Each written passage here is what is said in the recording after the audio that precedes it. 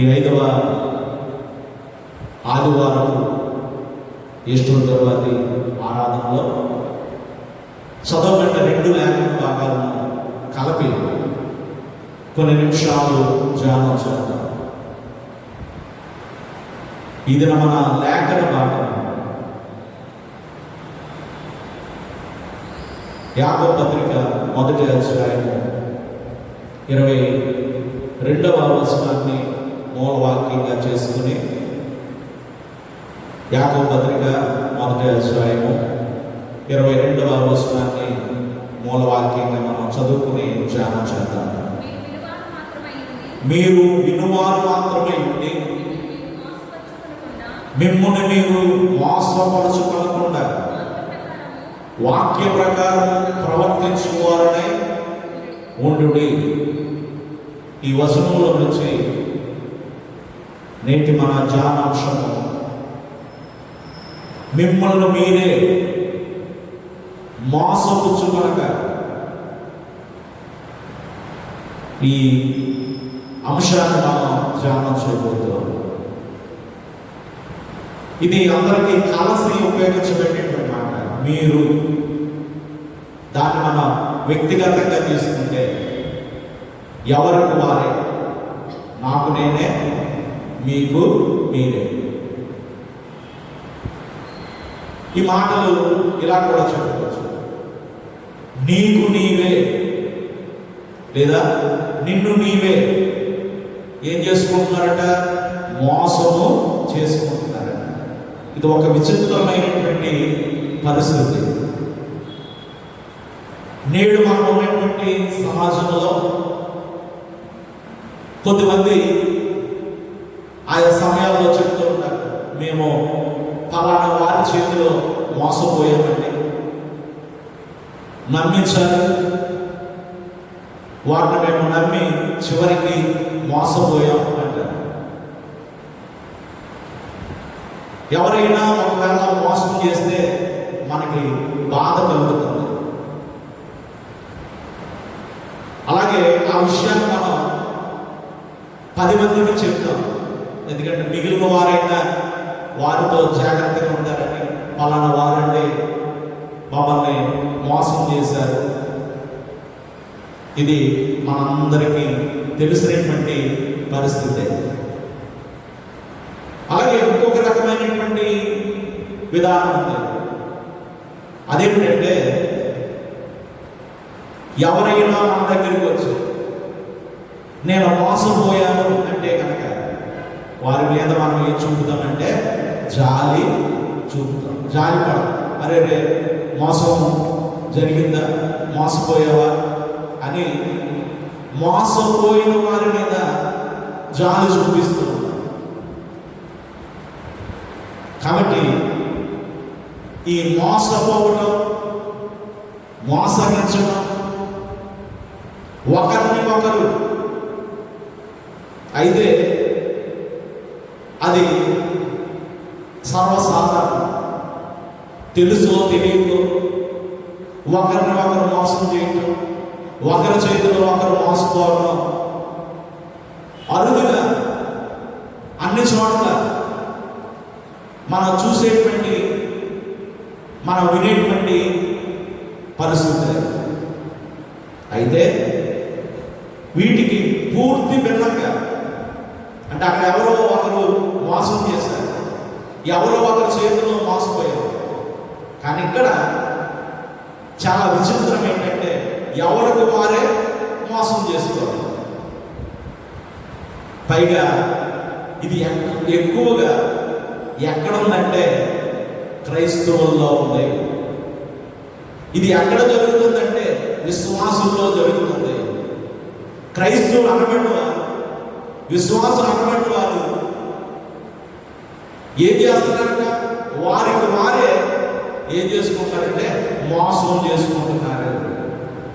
ఒకవేళ మనం కూడా తెలియకుండా ఇదే పరిస్థితిలో ఉన్నామేమో పరీక్షించుకుని మనం దాన్ని సరి చేసుకోవాల్సినటువంటి వారమై ఉన్నాం. ఎవరికి వారే నన్ను నేను మోసం చేసుకుంటున్నానా? ప్రశ్నిస్తే వేటి చేత నిన్ను నీవే మోసం చేసుకుంటున్నావో పరిశుద్ధ గ్రంథంలో కొన్ని విషయాలు ఉన్నాయి. అది మనం చదువుకునేటువంటి యాకోబు పత్రిక 1వ అధ్యాయము 22వ వచనం ప్రకారంగా మిగిలిన వారి పరిస్థితులు ప్రక్కన పెట్టి మన వ్యక్తిగతంగా దేవుని బిడ్డగా సంఘములో వాక్యాన్ని బోధిస్తూ ఉన్నప్పుడు వాక్యం పట్ల మనము అనుసరించే విధానమే మనం ఏం చేసుకుంటున్నట్టు అంటే మోసం చేసుకుంటున్నట్టు. ఈ మాట ఒకసారి చదివితే, మీరు వినువారై ఉండి వాక్యాన్ని బోధిస్తున్నప్పుడు సేవకుడు వింటూ ఉంటారు. వినడంతోనే మన పని అయిపోలేదు. ఏ వాక్యమైతే పరిశుద్ధ లేఖనాన్ని అనుసరించి బోధించబడిందో ఆ బోధించబడినటువంటి వాక్యాన్ని మనం ఏం చేయాలంట? అనుసరించాలి. దాని ప్రకారంగా నడవాలి. వాక్య ప్రకారంగా మనము ప్రవర్తించువారై ఉండాలి. ఉన్నామా అంటే మనకి వాక్యం చాలా తెలుసు. ఎందుకంటే ఒక్కొక్కరికి సంవత్సరాల ఎక్స్పీరియన్స్ ఉంది. దీనిలో అంటే క్రైస్తవ సంఘములో విశ్వాసులుగా కొన్ని వేల ప్రసంగాలు విన్నటువంటి వారుగా మరి ఏ రోజైనా ఆ వాక్యాన్ని అనుసరించి జీవించేటువంటి స్థాయికి మనం వచ్చామా? రాకపోతే మనం ఏం చేసుకుంటున్నామంటే మోసం చేసుకుంటున్నాం. ఎవరు మోసం చేయడం, ఎవరి చేతిలో మోసపోవటం వేరు, మనమే మోసం చేసుకోవటం. ఆలోచించేద్దాం. ఇప్పుడేమో ఒక రకంగా వాక్యం దొరికేటువంటి పరిస్థితి లేదు. మందిరానికి వెళ్ళాలని ఆశగా వెళ్ళలేని పరిస్థితి.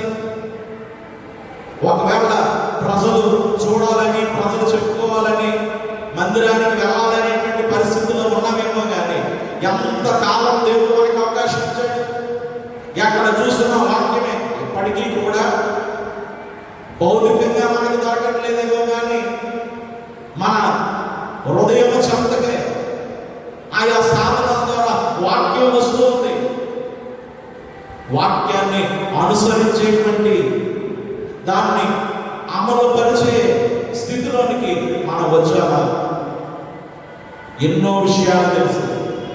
అందుకనే బయట మనం చూస్తూ ఉంటే హైయర్ స్టడీస్కి వచ్చే కొద్ది థియరీ ప్రాక్టికల్ అంటారు.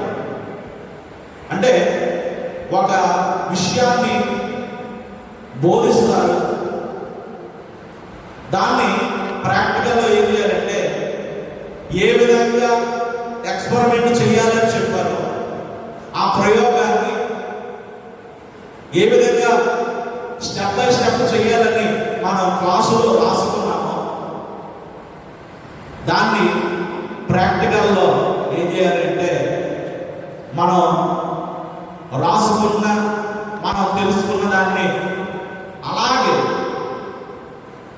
ఏ చిన్న పొరపాటు చేసినా ఆ ప్రయోగము ఏమైపోతుందంటే విఫలమైపోతుంది. ఈ రోజున క్రైస్తవ విశ్వాస జీవితంలో ఎన్నో మనం నేర్చుకుంటున్నాం, రాసుకుంటున్నాం, చదువుకుంటున్నాం. ఏ ఒక్కటైనా ఏ రోజైనా అనుసరించామా వాక్యానుసారంగా అంటే లేదనే సమాధానం ఉంటే మంచిది. అందును బట్టి దేవుడికి మహిమ కలుగును గాక. వాక్యాన్ని అనుసరించే వారి కోసమే ఆయన చూస్తూ ఉన్నాడు.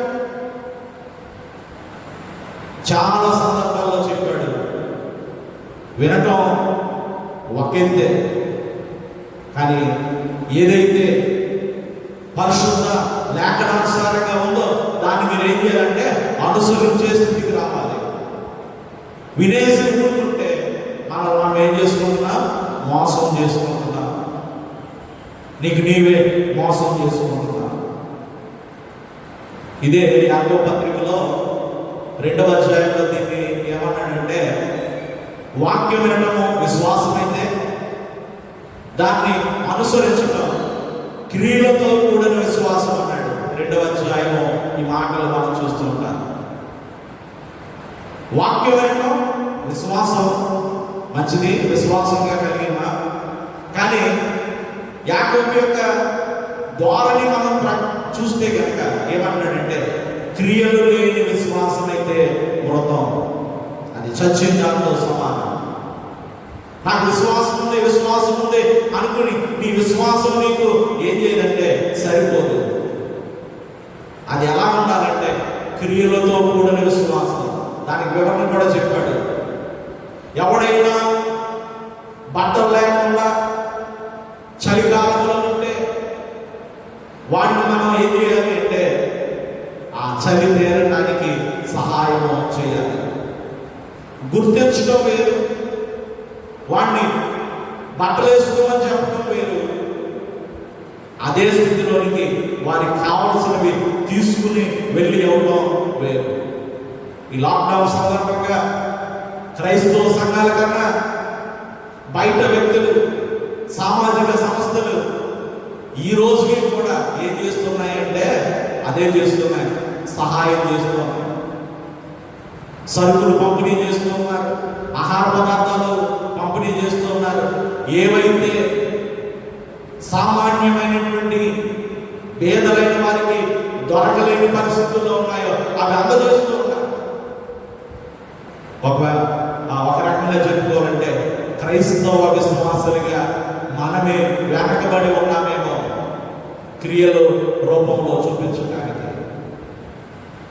చదువుకోండి 2వ అధ్యాయము 14 నుంచి 22 వచనాల్లో యాకోబు ఇదే చెబుతూ ఉన్నాడు. ఒక పూట ఆహారం లేనటువంటి పరిస్థితుల్లో ఒక వ్యక్తి నీ దగ్గరికి వస్తే రాని వరకు ప్రార్థన చేస్తాను, సమాధానంగా అని చెప్పడం కాదు. ఆ వ్యక్తికి మనం ఏం చేయాలంటే ఆహారము పెట్టాలి. ఇదే క్రియలతో కూడినటువంటి విశ్వాసం. మనకు విశ్వాసం ఉంది దేవుడి మీద, వాక్యాన్ని వింటున్నాం. ఎందుకంటే మనందరికీ తెలుసు వినుట వల్ల ఏం కలుగుతుందంటే విశ్వాసం కలుగుతుంది. దేవుడి వాక్యం వినటం వల్ల విశ్వాసం కలుగుతుంది. కానీ ఆ విశ్వాసము జీవించే స్థితిలోనికి రావాలి అంటే క్రియలతో కూడిన విశ్వాసం ఉండాలి. మీరు చదువుకోండి. చాలా సందర్భాల్లో ఆయన అంటాడు, మనందరికీ తెలుసు, ప్రభువా ప్రభు అని పిలుచు ప్రతి వాడు పరలోక రాజ్యంలోనికి ప్రవేశించలేడు. కానీ ఏం చేయాలి? నా తండ్రి చిత్త ప్రకారము చేయువాడే, చిత్తము చేయువాడు, ఆయన వాక్యానుసారంగా ప్రవర్తించేవాడు. ఇంకా అంటాడు కదా, నీ తల్లి నీ సహోదరులు వచ్చారు అంటే ఎవరు నా తల్లి, ఎవరు నా సహోదరులు? లూకాసు వార్త 8:30 అంటాడు, వాక్య ప్రకారము ప్రవర్తించువారే నా తల్లియు నా సహోదరులై ఉన్నారు. వాక్యాన్ని అనుసరించే వారికి ఆయన ఎంత ప్రాధాన్యత ఇస్తూ ఉన్నాడంటే నా తల్లి నా సహోదరులు వారే అన్నాడు. కనుక మనం వాక్యం వినడంతోనే మన పని అయిపోవాలి, రాసుకోవడంతోనే మన పని అయిపోవాలి. ఏం చేయాలి అంటే కనుక దాన్ని అనుసరించాలి. అనుసరించకపోతే మనం ఏం చేసుకుంటున్నామంటే మనకు మనం మోసం చేసుకుంటున్నాం, నీకు నీవే మోసం చేసుకుంటున్నాం. ఇదే లేఖన భాగంలో 2వసారి మాట చెప్పబడింది. యాకోబు పత్రిక 1వ అధ్యాయము 26వ వచనంలో రాయబడుతున్న మాట చదువుతాం. ఎవడైనా నోటికి కళ్ళం పెట్టు కనుక తన హృదయమును మోసపుచ్చుకొనుచు భక్తి గలవాడని అనుకుని ఎడల వాని భక్తి ఏమవుతుందంటే వ్యర్థమవుతుంది. రెండవ విషయం, ఒకటేమో వాక్యం విని ప్రవర్తించకపోతే నిన్ను నీవే మోసం చేసుకుంటున్నాడు. రెండవ విషయం, నోటికి కళ్ళెం పెట్టు కనుక నేను భక్తి చేస్తున్నాను, నేను భక్తిపరుడు అని అనుకుంటే ఆ భక్తి అంటే, ఏమైపోతుందంటే వ్యర్థమైపోతుంది. ఏంటిది? నోటికి కళ్ళు పెట్టుకోకుండా భక్తి చేయడం ఏంటి అని ఆలోచన చేస్తే, ఇదే యాకోబు పత్రిక 3వ అధ్యాయంలో నాలుకల గురించి, నోటిని గురించి చాలా విషయాలు చెప్తాడు. నాలుక మన అవయవాల్లో చిన్నదే కానీ అది పెట్టేటువంటి శిక్షు అంతా ఇంత కాదు. నోటికి కళ్ళు పెట్టుకోవడం అంటే మన మాటలకి పనులకి అసలు పొంతనే ఉండదు. మాటలు చెప్తాం, కార్యాలు చేయలేదు.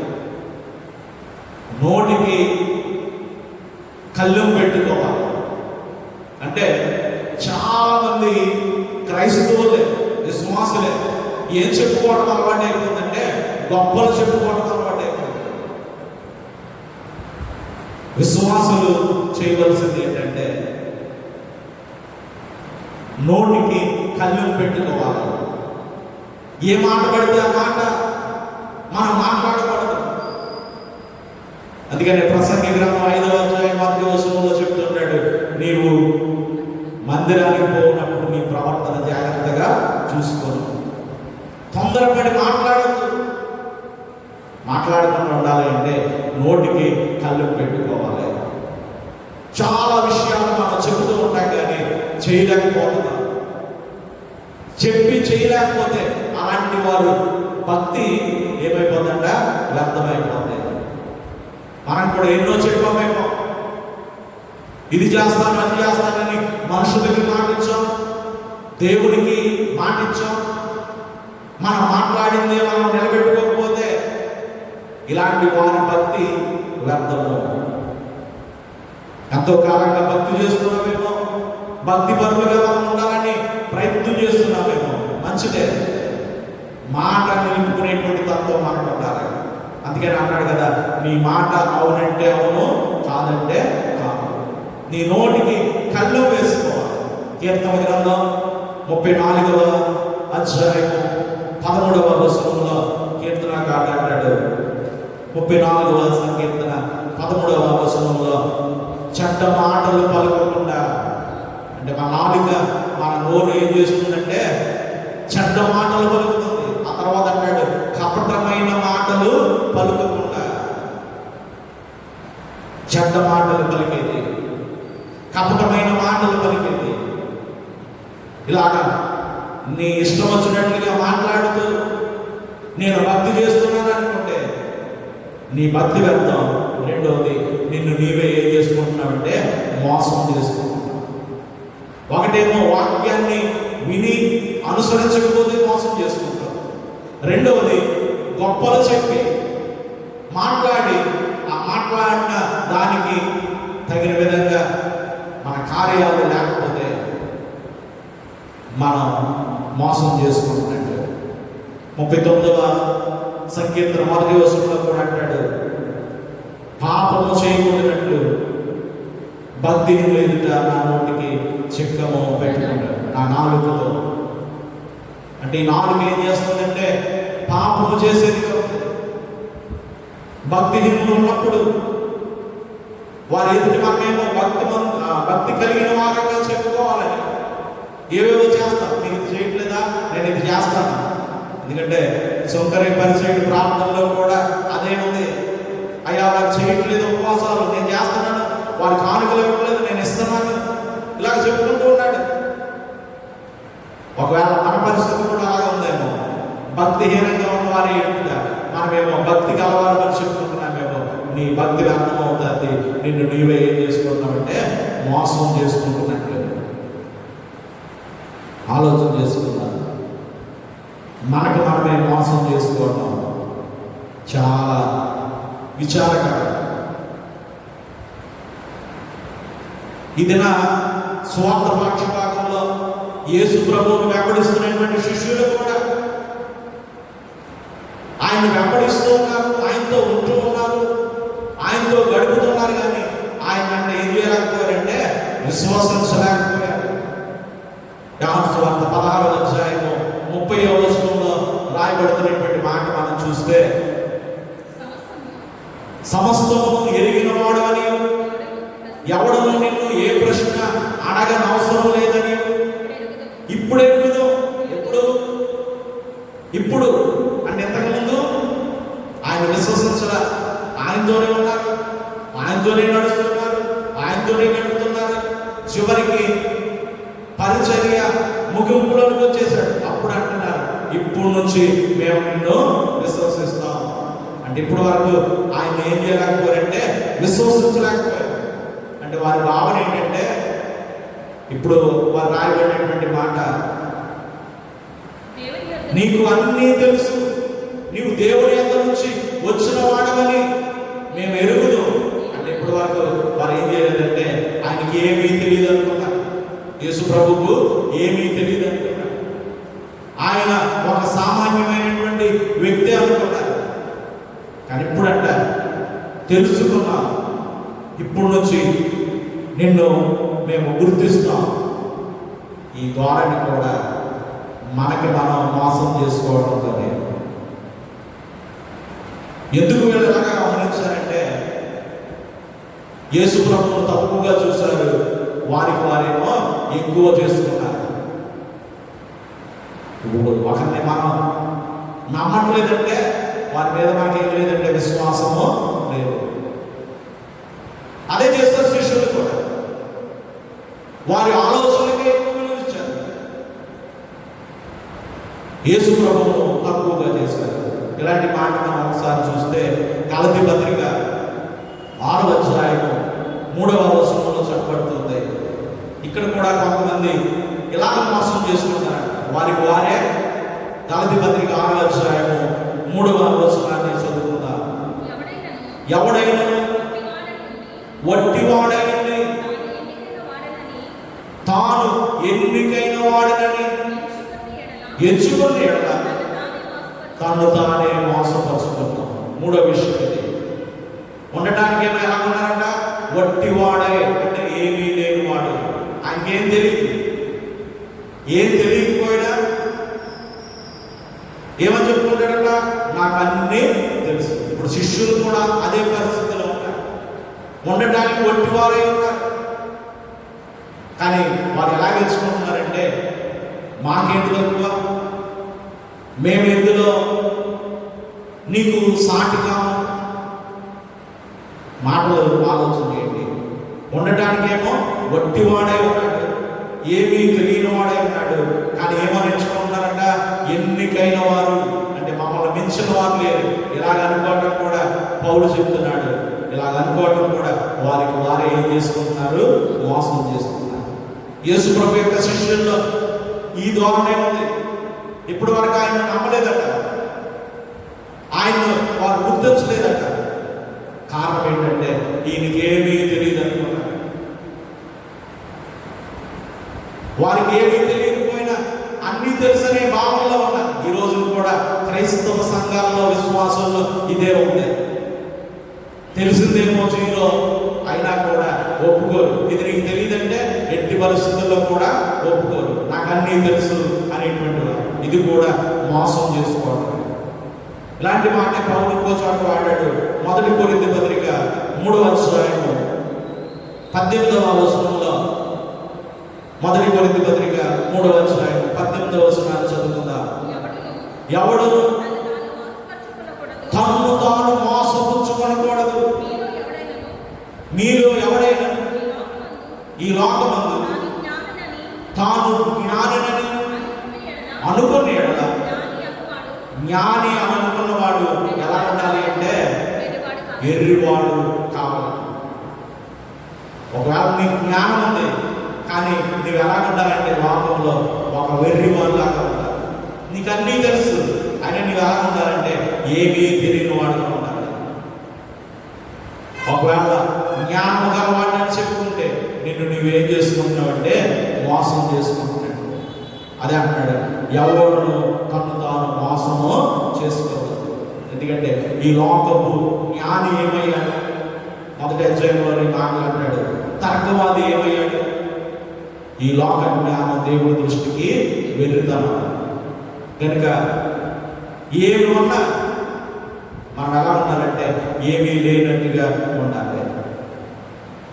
ప్రకటన గ్రంథంలో ఈ పరిస్థితి రాయబడింది. ఆ మాట చదివి ముగించుకుందాం. ప్రకటన గ్రంథం 3వ అధ్యాయము 17వ వచనంలో చెప్పబడుతున్నటువంటి మాట, ఒక సంఘంలో ఈ పరిస్థితి ఉంది. దౌర్భాగ్యంలో ఉన్నారు, దిక్కుమాలుగా ఉన్నారు.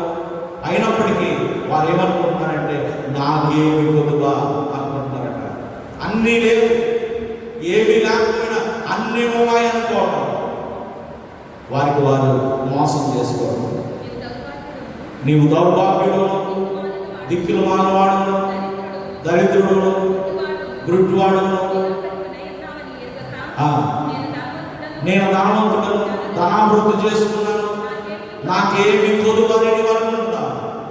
దేవుడు చెబుతున్నటువంటి మాటలు, నీ దగ్గర వాస్తవానికి ఏమీ లేదు. ఉన్న స్థితిని గమనించి నిన్ను నీవు మోసం చేసుకో. ఈ మోసం చేసే కార్యం ఎవరంటే సాతానుది. సాతాను కార్యము విశ్వాసులుగా, క్రైస్తవులుగా మనకు మనం మోసం చేస్తున్న సాతాను కార్యాలనే మనం అనుసరిస్తున్నట్టు. కాబట్టి నిన్ను నీవే మోసం చేసుకోవద్దు. 3 విషయాలు. 1, వాక్యం విని అనుసరించకపోతే మోసం చేసుకుంటున్నట్టు. మన నోటికి కళ్ళం పెట్టుకోకుండా భక్తి చేస్తే మనకు మనం మోసం చేసుకుంటున్నట్లు. 3వది, మనం వట్టి వారమై ఉండి, ఏమీ లేని వారమై ఉండి అన్నీ ఉన్నాయని చెప్పుకోవటం మనకు మనమే మోసం చేసుకుంటున్నట్టు. కాబట్టి సర్వశక్తులైనటువంటి యేసును విశ్వసిద్దాం, ఆయన శిష్యరేఖంలో బలపడదాం, ఈ మోసం చేసే కార్యానికి దూరంగా ఉందాం. అటు కృప దేవుడు మనందరికీ అనుగ్రహించుగాక. సమస్త జ్ఞానం ఇచ్చిన దేవుడి సమాధానం యేసుక్రీస్తు వారికి తలంపులు కావాలి.